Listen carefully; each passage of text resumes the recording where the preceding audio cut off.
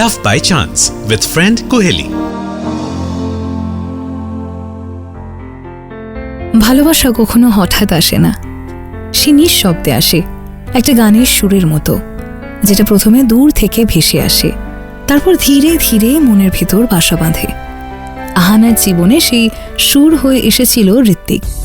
কলেজের cultural fest, সন্ধ্যের আলো, স্টেজে স্পটলাইট, ভিড়ের মধ্যে দাঁড়িয়েছিল আহানা নিঃশব্দে।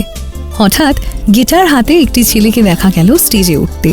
তার কণ্ঠে প্রথম যে লাইনটা ভেসে এলো সেটা হলো, তুমি যদি থাকো পাশে। পথটা কঠিন নয়, আহানা জানতো না কেন, কিন্তু লাইনটা শুনেই তার বুকের ভেতর কেমন যেন টান লাগলো। গান শেষ হওয়ার পরও সে দাঁড়িয়ে রইল। মৈত্রী হেসে বলল, কিরে, গায়ককে কি খুব ভালো লেগেছে? আহানা চোখ সরিয়ে নিল। আরে গানটা ভালো লেগেছে। মিথ্যে বলিস না, চোখ তো অন্য কথা বলছে। সেদিনই প্রথম ঋত্বিক এসে দাঁড়ালো আহানার সামনে। হাই, তোমাকে একটু আগে ভিড়ের মধ্যে দেখছিলাম, তুমি গানটা খুব মন দিয়ে শুনছিলে। আহানা একটু চমকে গিয়ে বলল, গানটা ভালো লেগেছিল। ঋত্বিক মুচকি হেসে বলল, তাহলে আমার আজকের পারফরমেন্স সার্থক। সেদিনের সেই ছোট্ট আলাপ যেন এক অদৃশ্য সূচনা। দিনগুলো বদলাতে লাগলো। লাইব্রেরির নির্জন কোণ, ক্যান্টিনের চা, হঠাৎ হঠাৎ ফোন কল।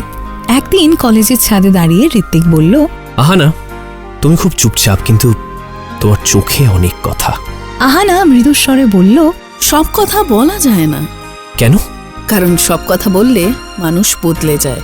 ঋত্বিক একটু থেমে বলল, আমি বদলাবো না, আমি তোমার কথা শুনতে চাই। ভয়, স্বপ্ন, দুঃখ, সবটা। আহানা প্রথমবার কারোর সামনে নিজের দুর্বলতার কথা বলল। আমি না সহজে কাউকে বিশ্বাস করতে পারি না। যাদের খুব কাছের ভেবেছিলাম তারা একদিন হঠাৎ দূরে সরে গেছে। ঋত্বিক ধীরে তার দিকে তাকালো। তাহলে আমাকে সময় দাও, আমি প্রমাণ করব আমি দূরে যাব না। সেই মুহূর্তে আকাশে মেঘ জমছিল, কিন্তু তাদের ভেতরে যেন রোদ উঠছিল। কিন্তু সব ভালোবাসার গল্পেই একদিন পরীক্ষা আসে। ঋত্বিক হঠাৎ জানালো, আমাকে বেঙ্গালুরু যেতে হবে, মিউজিক প্রোডাকশনের বড় সুযোগ, এটা আমার স্বপ্ন। আহানার মুখ শুকিয়ে গেল।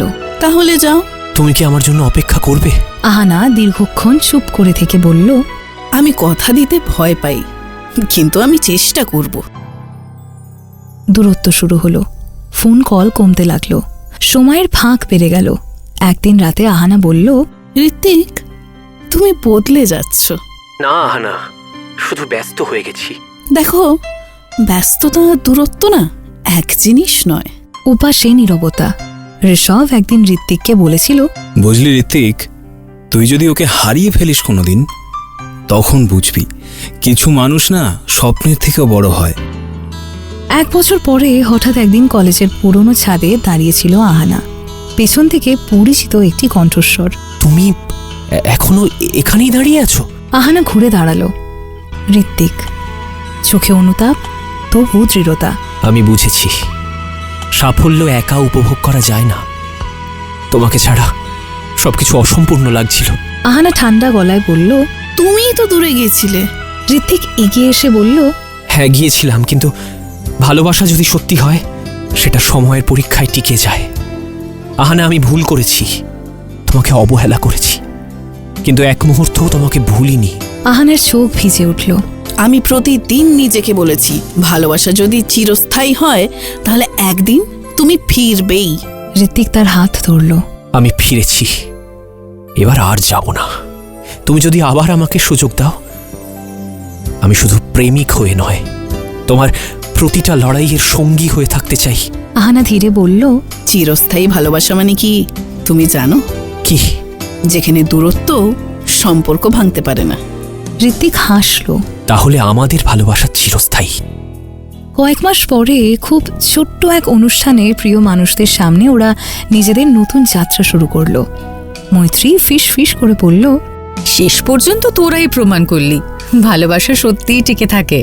আহানা মৃদু হেসে উত্তর দিল, ভালোবাসা টিকে থাকে না, আমরা তাকে টিকিয়ে রাখি।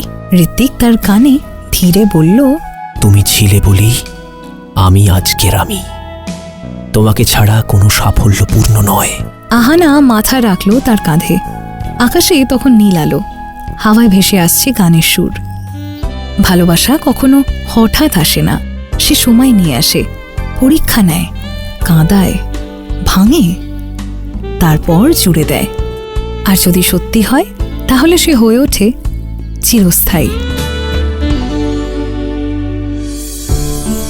এরকমই প্রেমের গল্পে মন ভরাতে হলে শুনতে ভুলো না love by chance with me Kohli.